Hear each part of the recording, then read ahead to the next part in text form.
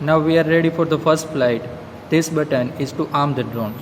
Once the drone is armed, all 4 motors are running. This is the throttle menu. At near about 40%, the drone starts flying.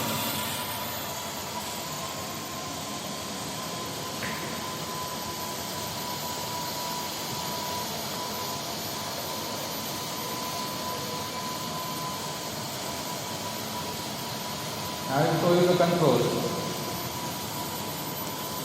Drone available.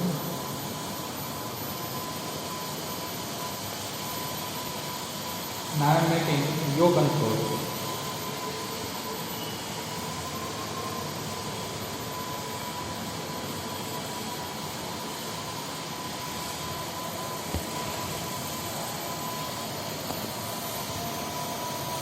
Now pitch. Now roll. And now I am going to land the drone. Reduce the throttle slowly.